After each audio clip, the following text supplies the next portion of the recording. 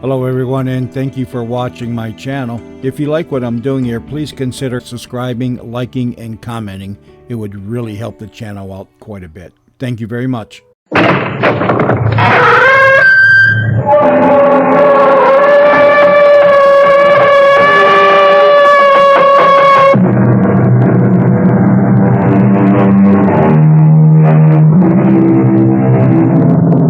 Come in.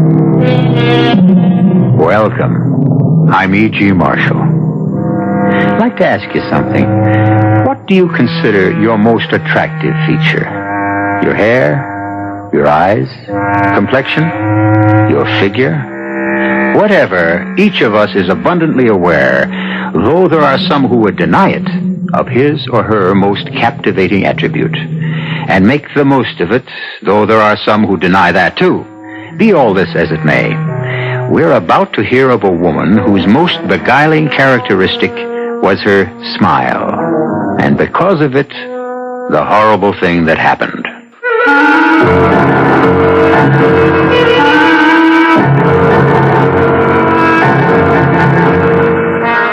Our mystery drama, Berenice, was adapted from the Edgar Allan Poe classic, especially for the Mystery Theater by George Lothar, and stars Michael Tolan and Norman Rose.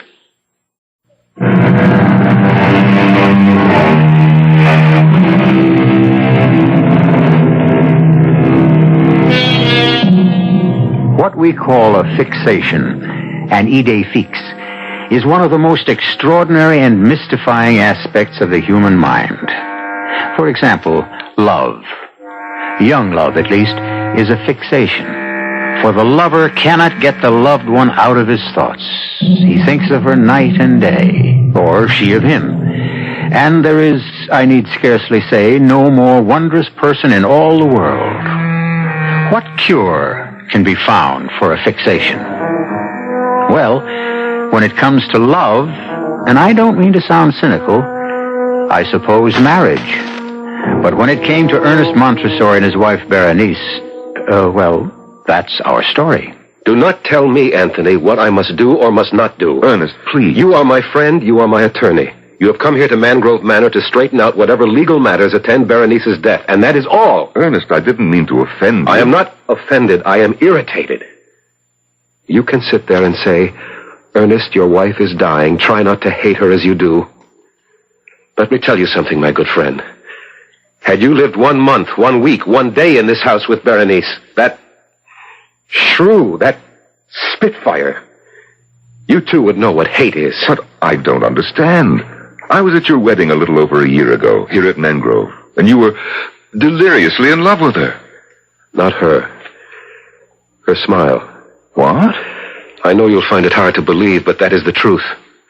Oh, there were other qualities that attracted me. Her charm, her gentle manner, her warmth. But these vanished quickly once we were married. I soon learned that her charm was a veneer, her gentle manner a mask that concealed a vicious temper. I am sorry. I didn't want to hate her. For months I put all feelings of hate from me, the while asking myself how and why I still went on loving her. That's when I realized it was her smile. I still fail to understand. Look at Berenice closely and you will see that she's really very plain, almost ugly. But one doesn't look closely at first. I didn't, surely, because of her smile, of what her smile was then. She had teeth so even, so white, so perfect, they are as matched pearls. As for her lips, nowhere will you find lips so beautifully modeled, so sensuously inviting, so absolutely enthralling. I remember, yes. But Anthony, soon after our marriage, her smile changed too. The lovely contour of her lips became an ugly sneer. She no longer smiled. She bared her teeth like a vicious animal. But there must have been a reason, something that impelled her to... I'll give you a reason if you must have it. Constance. Berenice's younger sister? Yes. You know she came to live here at Mangrove when her husband died. I settled the estate, yes. Not, I'm afraid, that there was much to settle. He left her penniless. Precisely why she lived here. Berenice began to think... Go no further, Ernest. I am well acquainted with what is termed the eternal triangle. In this case, there was no triangle. Not then. But there is now. Constance is what Berenice pretended to be. Gentle, innocent, loving. Yes, I have fallen in love with her, and she with me. But you may believe me, as Berenice never has, when I tell you that our love is and has ever been platonic. Neither of us has betrayed Berenice in any way. Yes, come? Oh, Constance, my dear. We were just speaking of you. You remember Anthony Lamb? With pleasure. You were such a help and comfort to me when my husband died, Mr. Lamb. I did what I could. You look upset, Constance. Berenice wants to see you, and she's in one of her blackest moods, I'm afraid. Is she ever in any other? Try not to be harsh on her, Ernest. She's dying, you know. I shall try. If you will excuse us, Anthony. Perhaps I should come along. I have to discuss certain legal matters with Berenice, and it will be best if she knows I'm here. Come then. But I warn you, my friend, you'll regret every moment spent with her.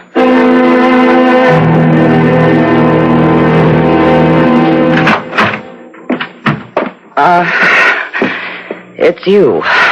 You wanted to see me, Berenice. You. Not this army you've brought with you. Get out of here, Constance. Of course.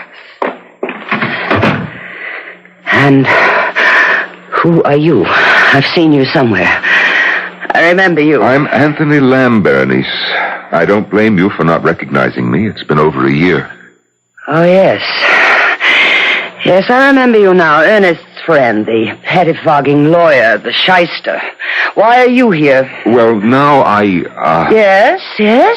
Ernest asked me to come because... Well, Berenice, I'm told you're quite ill, and at such times it's best To make sure that all will be legally neat and tidy when I'm cold in my coffin. Oh, you put it much... The only way it can be put. I'm dying, and I know I'm dying, and so do you. If you don't, you must be blind. And if you want proof of it, look. Once my smile was the most ravishing smile on earth. Look at it now. Yes, the color leaves your face, Mr. Lawyer. You all but shrink away because it's no longer the beautiful smile of the living Berenice, but the ghastly grin of the Berenice who'll soon be cold in death. Stop it. Stop smiling. Dear husband, what is it? You used to tell me my smile captivated you, enslaved you. Can it be that it now repels you? Oh, don't turn away. I won't look at you, not when you smile. Don't look then for all the good it'll do you. You'll remember. Soon I shall be dead. But my smile will never die. It will live on in your brain, Ernest. Wherever you go, whatever you do, it will be with you. No. This smile, this ghoulish grimace, because it was what you married, what you loved, and then came to hate. And you will hate it till the day you die, Ernest. For till that day, awake or asleep, it will haunt you.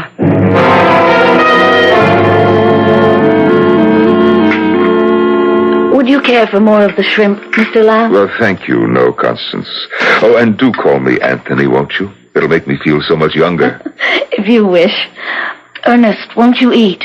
You haven't touched a morsel. Not hungry. But you must keep up your strength. If you're not careful, you'll be having nightmares again. Nightmares, Ernest? The most horrible you can imagine. Berenice has all but ruined my health. Ruined it. Hush now, we mustn't talk that way. What other way is there? No more wine, Ernest. Another glass can do no harm. No more, dear. For my sake. For your sake, anything.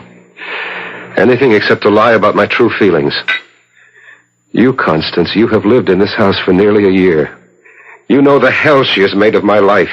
You know that I could not mourn her passing. And what is more, you know that I love only you. Ernest, it is not the proper time. I know, but Now, you are overwrought. It is not you speaking, but your nerves. Listen to me. Constance. My sister lies upstairs dying. Whatever you think of her, in these last days of her life, though we cannot in truth love her, we can, in all dignity and honor, try at least not to hate her. You must try, Ernest. You must. Yes. And with your help I shall. But you will not succeed. Berenice. How did you get here, out of bed? I rang my bell, but no one came. I called, but you did not answer. We didn't hear. And so I found the strength, what strength remains, to come down and tell you I am about to die. No. When death is near, you know it. Full well you know it. I have little time left now. Perhaps only minutes. A glass of wine. Of course.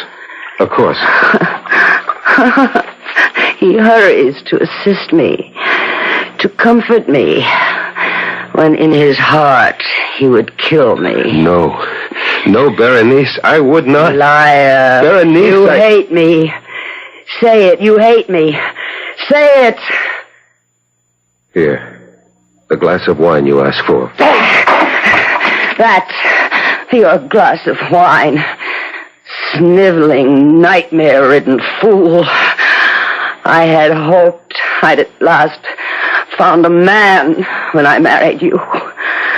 You were like all the others. Berenice, let me help you back to your And bed. as for you, did you think I wasn't on to you and your little tricks? Did you think me blind, that I couldn't see what went on between you and my husband? Nothing. Before heaven, I swear that... Liar! I saw, I know. Little Constance. Innocent, saintly little sister, sinking her claws deeper and deeper into the man who was mine. Madam. You address me? Madam, you are ill, yet there is in you a kind of strength I have recognized before.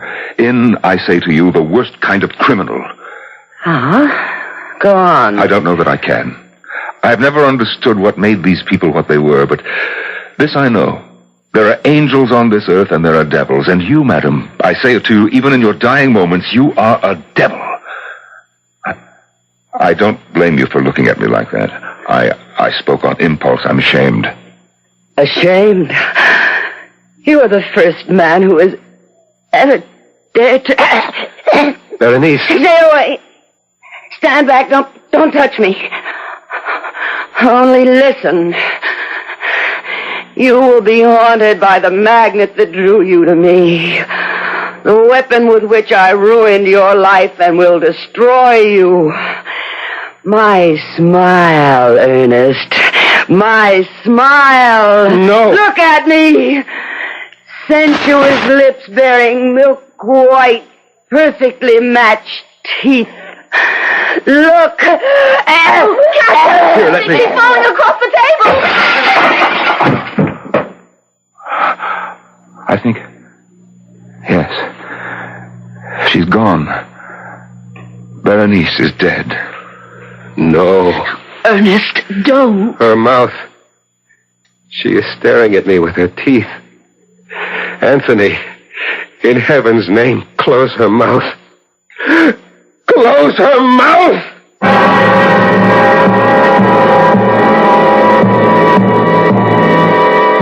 I said at the outset, you'll recall, that because of Berenice's smile, a horrible thing happened. What has just happened in the dining room of Mangrove Manor is indeed horrible, but nowhere near as horrible as that which is about to take place. I will return shortly with Act 2.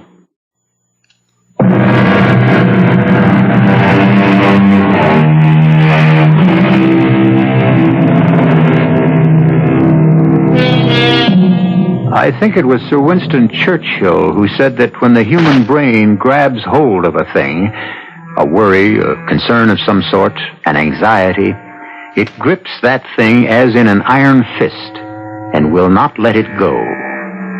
Clearly, then, this is what has happened to Ernest Montresor, who, even while she was alive, could not get his wife's sneering smile out of his head. And now that she has been placed in the family vault on the estate near Baton Rouge, Louisiana, well, listen. Ernest. Ernest. Yes, Anthony, what? It's more than half an hour since everyone left. Constance and I are getting chilled to the bone here in the vault. Let's go back to the house. Not till I'm sure the lid of Berenice's casket is nailed tight. But you are sure. It's madness, I know, Anthony. But I have the fear that somehow, in some way, she'll get out of her coffin and haunt me. You're letting your imagination run away with you, Ernest. You're tired, overwrought. My sister is dead. She'll not get out of her coffin. Come now. Ernest. Yes. Let us return to the house.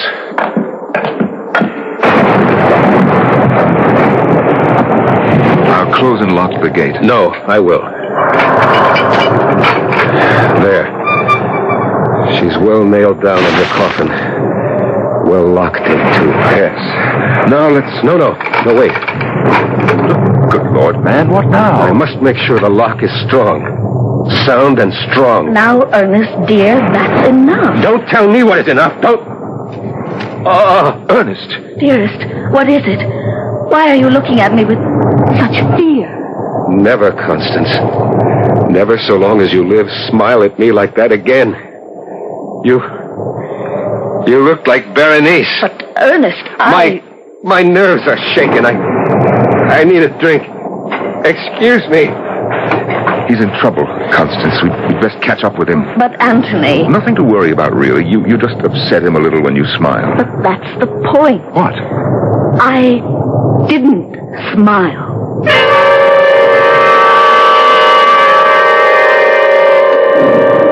Will you take another brandy, Anthony? Thank you, no, Constance. As they say, one is as good as more. I wish Ernest thought so. Yes, he is drinking a bit too much, though he doesn't show it. His nerves burn up the spirits quickly. I have never seen him in such a nervous condition, never so exhausted. Let's hope he's having a good, deep, restful sleep. Speaking of what is good for Ernest, I hope you'll be able to stay with us a while, Anthony. I should like to, but I have pressing business in Baton Rouge. A few days? It would be such a comfort to Ernest. I'm sure, but the comfort he really needs is what you can give him. Constance, may I speak frankly? Of course. In ordinary circumstances, by which I mean had Ernest and Berenice still loved each other, I'd not suggest anything of this sort, but for all things considered, Constance, I should like to see you marry Ernest as soon as possible. Berenice not yet cold in her grave, and you? I do, yes. Constance, you alone can give him the love and the warmth he so desperately needs. I know, but... Oh, Anthony, whatever she was, Berenice was my sister. How can I, in all conscience, marry her husband within so short a time? It would be an act of indecency. Oh, no, an act of charity and of love. My dear, no immediate decision is needed. Think about it and should... No! What in the name of heaven? It's Ernest! No! Come, quick! No! Ernest, merciful Lord, what is it? Oh, it's you. You, good friend, and Constance. Then it was a dream. What was, my dearest? I dreamed that I was awake, that I'd awakened from a sound sleep. It was all so real. I heard the storm outside and saw lightning brighten the room and thought, oh, good, I did manage to sleep and get some rest, and now I've awakened, and... Yes, and? And then I saw it, hanging in the darkness of the room, burning bright in the black pitch of night. Saw it. Gently, my darling, gently now. Saw what? Her smile. Berenice's smile, her disembodied smile, nothing else. It hung suspended in the dark before my eyes, the lips drawn back, the teeth shining in the blackness. Oh, Ernest. And then her teeth. Those terrifying white, even teeth parted as she began to laugh. The most hideous laugh I have heard in all my life. Her mouth. Her bodiless mouth, as it laughed, it started coming closer to me. Closer. Closer. And I screamed. I screamed. Anthony, what's to be done? We must fetch the doctor, and at once.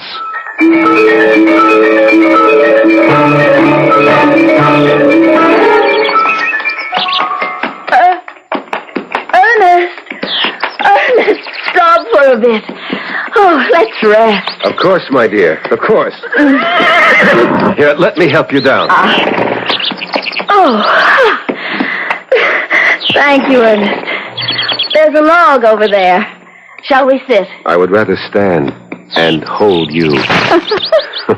Oh, you are feeling better. Come, let's sit down. No, wait. Ernest? Please, listen, Constance. Anthony returns to Baton Rouge tomorrow. I had a talk with him this morning. He knows I'm devoted to you and you to me. He urged, not that I needed urging, that I ask you to marry me. Ernest, Do say yes, Constance. I beg you. Say you'll marry me. That's exactly what I was going to say once you gave me the chance. You will? You'll marry me? Oh, I will. Oh, I will. Constance. Oh, Constance. Let's hurry back and tell Anthony. Yes, that dear good friend of yours will be relieved to know, I'm sure. Here, I'll give you a hand up. There. Oh, Ernest, my horse. Oh! Ernest, he's running away with me.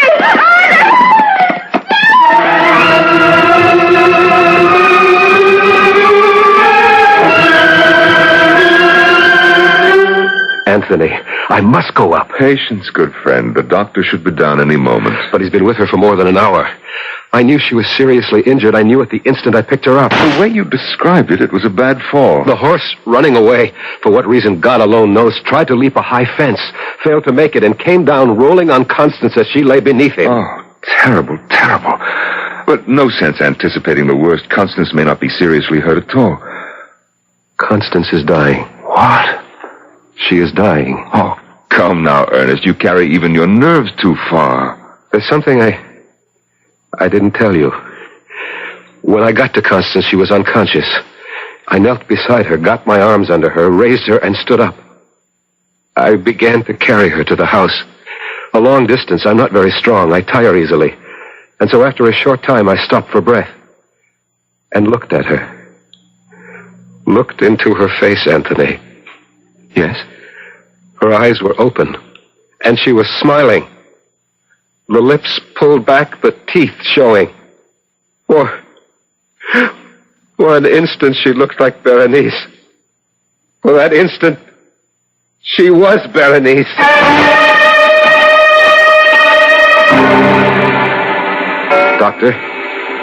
Doctor, is she? Don't bother him now, Ernest. But I can bear no more of this waiting, this interminable waiting. Look at her. So deathly white, scarcely breathing, if at all. Ernest? She called my name. Oh, Constance. Oh, my own dear Constance. Hush now. When I am gone. No, you must not go. You cannot leave me. You cannot. When I am gone, I say, no longer with you. Remember that it will be only on this earth I am not with you. In spirit, I shall be beside you always. You are not going to die. You will be at my side, alive and beautiful, and my own dear adored wife. No, that is not to be. Berenice has seen to that. Berenice? She was there. Just before my horse leaped the fence, I did not fancy it. She was there. She stood on the other side of the fence, smiling.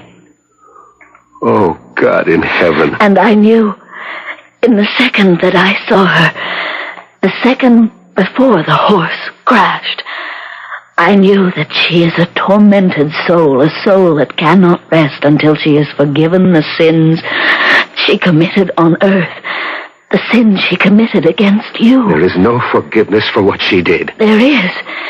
It is in your heart, my darling, if you will only search for it and find it. You are asking me to forgive her? Yes. Never. I could never. You must. You must. For my sake. Will you try? That is all I ask before I leave you, my dearest. Will you try? I will try. And I, in another world, will love you for it more than I have ever loved you in this. Kiss me. Oh, no. No, not if by saying that you tell me the time is near. Not if you tell me that. Yes. Oh, yes. Constance? Constance? I'm sorry, Ernest. She's gone. Oh, no. Leave him to me, Doctor. You have other matters to handle. Come, Ernest. Sit down. Here in this chair. Sit, and I'll pour you a brandy. Dead. Dead. Dead. I know how you feel, but you mustn't go to pieces. Think of what she said, that she will be with you, at your side always. What good is that if I cannot see her, touch her? What is he doing, the doctor? What must be done? Closing her eyes, straightening her limbs, placing her hands in repose. When he is finished, I shall sit with her, Anthony. Of course. And not leave her side till we take her to the vault. What's that? What? Listen. Someone laughing. No one is laughing, huh? Berenice. It is Berenice. She is laughing from the vault. From the vault. You doubt me? Here. I throw wide the window. You hear? You hear? I hear nothing. Laughing in triumph. Vicious triumph, because once again she shattered my heart. Laugh, damn you, laugh! But I shall have done with you yet! I shall! Oh! Doctor, quickly. He's fainted dead away.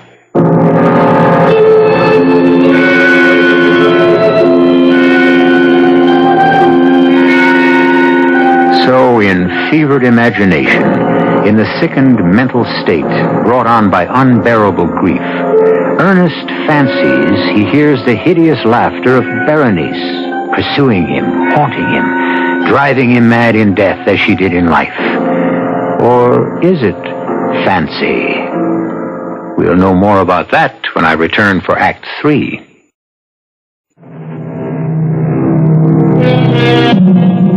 Scarcely has the breath of life fled the body of his beloved Constance than Ernest Montresor hears, or thinks he hears, the triumphant laughter of his dead wife Berenice. Even though Ernest's friend and attorney Anthony Lamb did not hear the laughter, can we say the laughter echoed only in Ernest's imagination? If it comes to that, who can say that imagination is not reality? Be that as it may, let us now join Ernest and Anthony in that family vault. It would seem that you're right, Anthony. Berenice must still be in her coffin. The lid is tightly nailed. Of course. But her laughter, so horribly clear. Ernest, there was no laughter. You imagined it. No, I heard it. She murdered Constance. She made the horse run away, fall, and kill her. Oh, Anthony, how can I rid myself of Berenice?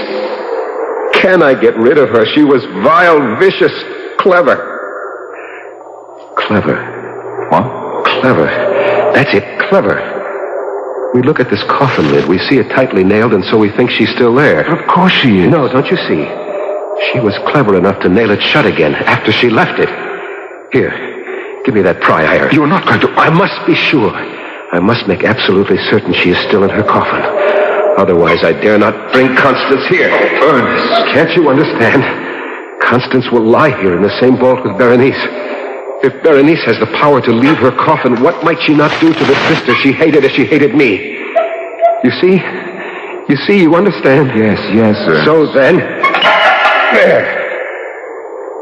Well, are you satisfied? The body seems not to have moved.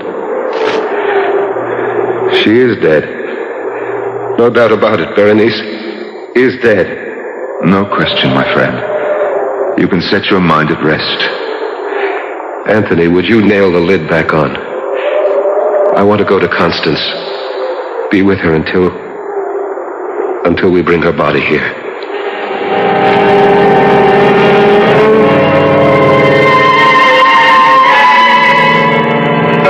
Ernest. Yes, Anthony.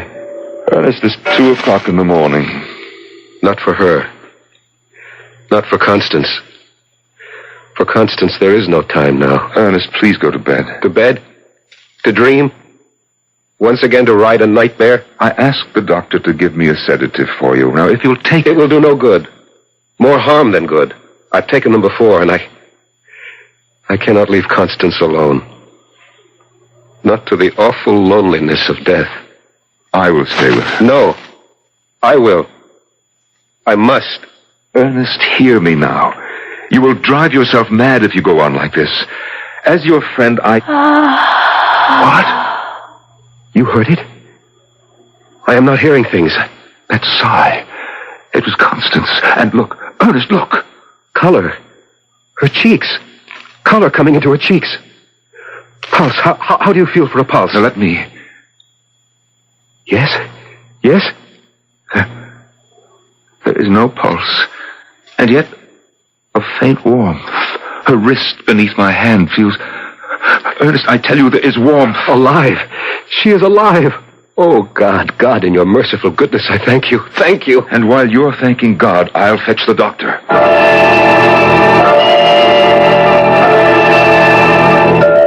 Thank you, Doctor. I'm sorry to have put you through all this trouble. Thank you and good night. I'm sorry, Ernest. Strange. Very. There was color in her cheeks, warmth in her body. Yet by the time the doctor arrived, the warmth had fled, the color vanished. She was once again a corpse. Anthony, what do you make of it? I cannot say. I don't know. It's one of the most baffling things I've ever seen.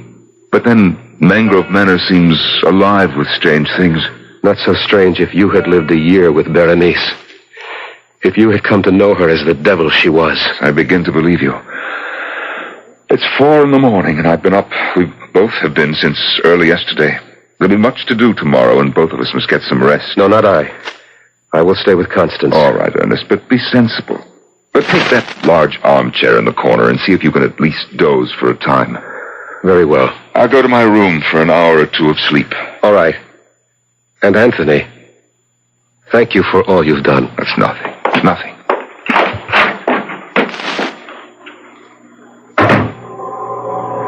Constance. My lovely Constance. I'll not leave you. I shall be there in that chair across the room. In this chair, Constance, still very near you. Still watching you, waiting with you, through the long silence of death. Again? It was you? Again? You are sitting up. You are leaving the bed and coming toward me. You are not dead. You live. Oh, let me see your face. I cannot see it. The shadows and burial shroud hiding it from me. Take the burial shroud from your face. Let me see you. Constance, beloved, let me see you. Why do you laugh, my darling? Why? Is it happiness at finding yourself alive? Is it joy in knowing you're not dead after all?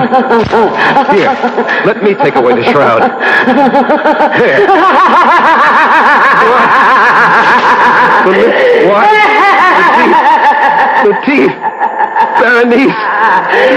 You are Berenice in Constance's body.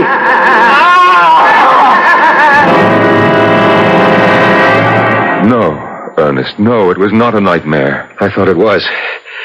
I thought I'd had another horrible dream, that I'd gone to sleep in the chair and dreamed it all. I might have thought so, too, if I'd only found you lying on the floor unconscious.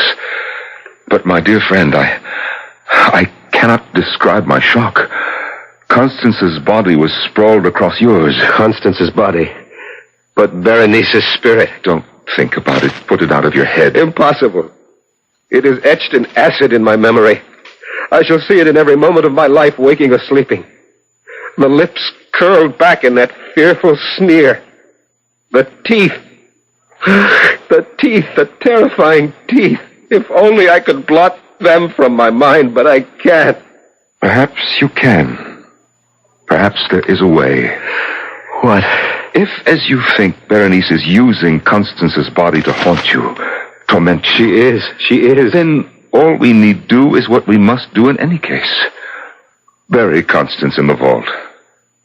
But of course, I sicken at the thought of placing my own dear lovely Constance in that cold, moldy chamber. And yet it must be done. And with her body locked within the vault, Berenice will be unable to haunt me. But I must leave, Ernest. I have stayed as long as I can, far longer than I anticipated, and I do have other business, pressing business in Baton Rouge. The thought of being alone in this huge and empty house, is there no way to persuade you? I'm sorry, Ernest, but there isn't. I've done all I can for you. You know I have. Of course I know it. There is no better friend in all the world than you, and I have no right to urge you to stay, none at all. But I am afraid. Afraid to be alone. Afraid. Of all things, it is a madness. Afraid of Berenice's teeth. I suppose it is a form of madness. Berenice is dead and buried. Constance is dead and buried, and so Berenice cannot inhabit her corpse to torture you. She'll find a way. She will not. She will. She lies in that vault out there, and in time her body will rot. But teeth do not. And so long as a tooth remains in her skull... Ernest, it's 10 o'clock. I have a long, hard ride ahead of me tomorrow. I must get to bed, and so must you. We are both very much in need of rest. Rest. So long as I live, there will never again be any rest for me.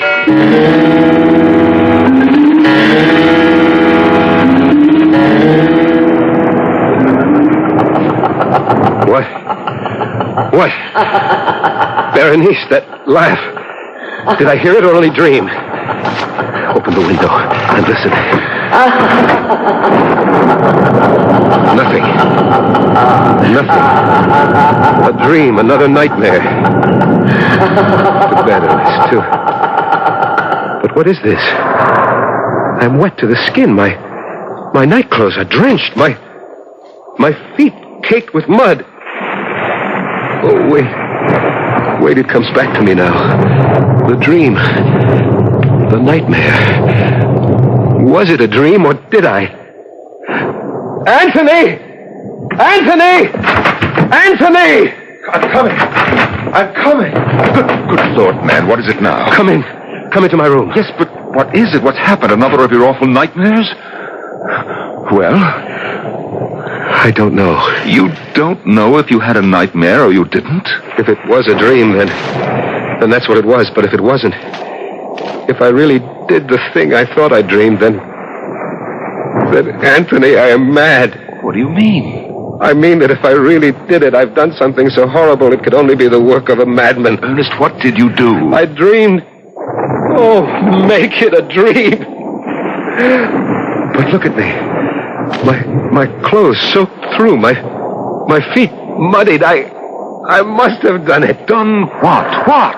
I left my bed and went outside to the tool shed. The tool shed? And found what I was looking for. And then I went to the vault. In this storm you went? Yes, to the vault. I unbolted the gate and went in. And then I pried open Berenice's coffin. Oh, no. Yes.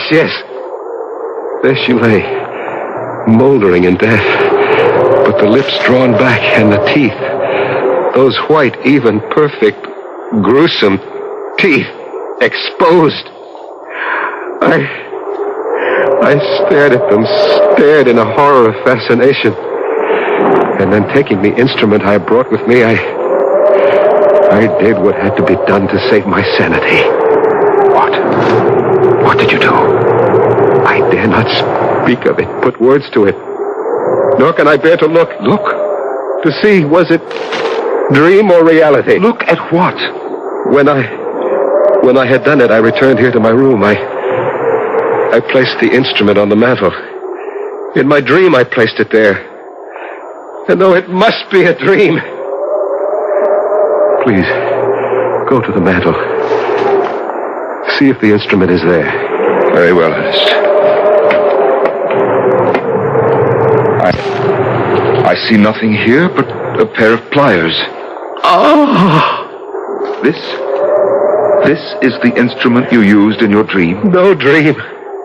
No dream. Can't you understand that now? No dream. The pliers are there. I did it. May a merciful God forgive a madman. I did it. The table. My bedside table. Look there now. Look.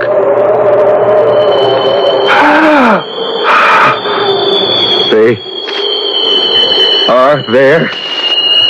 They're here. On your bedside table. All of them. All of Berenice's teeth.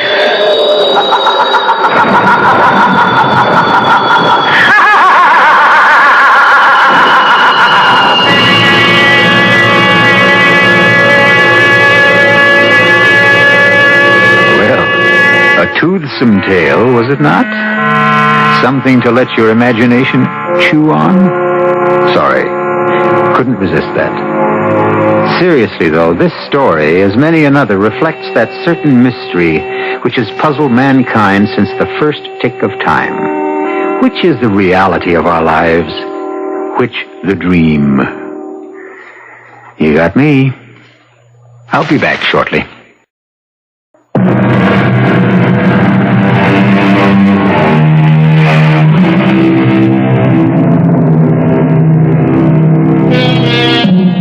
So, once again, we have, you and I, as Will Shakespeare put it, let our imaginary forces work, coupling them with the febrile genius of Edgar Allan Poe, bringing to this strange tale our own vivid and viable fancy.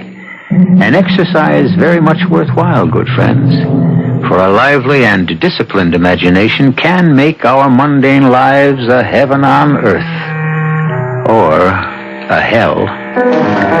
Our cast included Norman Rose, Michael Tolan, Joan Lovejoy, and Roberta Maxwell. The entire production was under the direction of Hyman Brown.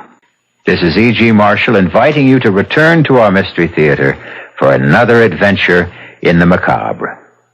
Until next time, pleasant dreams.